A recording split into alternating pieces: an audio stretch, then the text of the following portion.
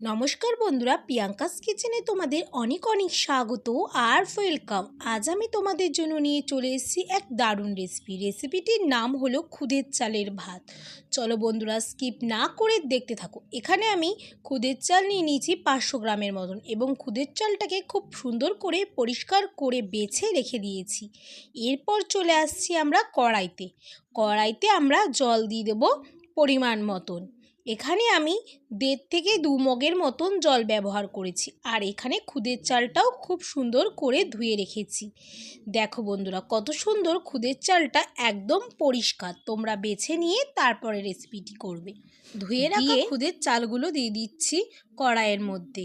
দিয়ে সব চালগুলো দিয়ে দিয়েছি। দেখো বন্ধুরা, সব চালগুলো দেওয়া হয়ে গেছে। এরপর এখানে আমি 1 কাপের মতন মুসুরির ডাল নিয়ে নিচ্ছি এবং ডালটাও পরিষ্কার করে ধুয়ে নেব। দিয়ে এর মধ্যে দিয়ে দেবো খুদের চালের মধ্যে ডাল। সত্যি কথা বন্ধুরা, এই রেসিপিটি কিন্তু অসাধারণ। এরপর এখানে আমি 3 থেকে 4টের মতন আলু নিয়েছি। আলুগুলোকে একটুখানি বক্স করে কেটে দিয়েছি। এরপর এখানে নিয়ে নিয়েছি 2 থেকে 3টের মতন লাউ পাতা। আর দিয়ে দেবো পরিমাণ মতন কাঁচা লঙ্কা। তোমরা ঝালের পরিমাণ বুঝে অ্যাড করবে। দিয়ে এর মধ্যে দিয়ে এরকম করে একটু 2-3 মিনিট ফুটতে দিয়ে এর মধ্যে পরিমাণ মতো নুন দিয়ে দেবো। এখানে আমি 1 থেকে 1.5 চামচের মতো নুন ব্যবহার করেছি। তোমরা স্বাদ বুঝে নুনটা ব্যবহার করবে। দিয়ে ঢাকনা দিয়ে ঢেকে দেবো গ্যাসের ফ্লেম লো ফ্লেম করে 10 মিনিটের জন্য। 10 মিনিট পর ফিরে এসেছি। দেখো বন্ধুরা, হালকা হালকা ফুটে এসছে ভাতটা। গ্যাসের ফ্লেম কিন্তু অবশ্যই হাই টু মিডিয়াম ফ্লেম করে রেসিপিটি করবে।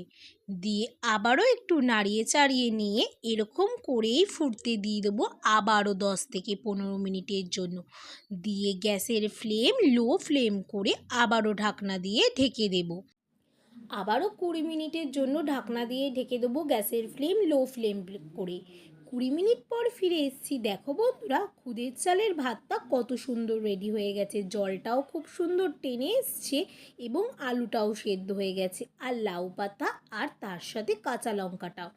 অনেকেই বন্ধুরা এই খুদের চাল খেতে খুব পছন্দ করো।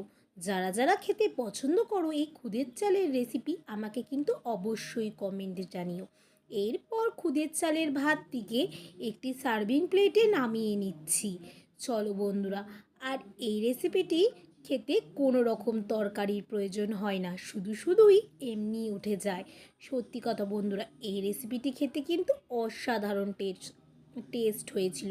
এরপর আমি একটু কুমড়ো মাখা দিয়ে ওপর থেকে একটু কাঁচা তেল ছড়িয়ে দিয়ে রেসিপিটি খাবো। খেতে কিন্তু অসাধারণ হয়েছিল। তোমরা কারা এরকম করেই খাও নাকি খুদের চালের রেসিপির ভাত, আমাকে কিন্তু অবশ্যই জানিও বন্ধুরা। আর রেসিপিটি তোমাদের কেমন লাগলো আমাকে কিন্তু অবশ্য জানিও।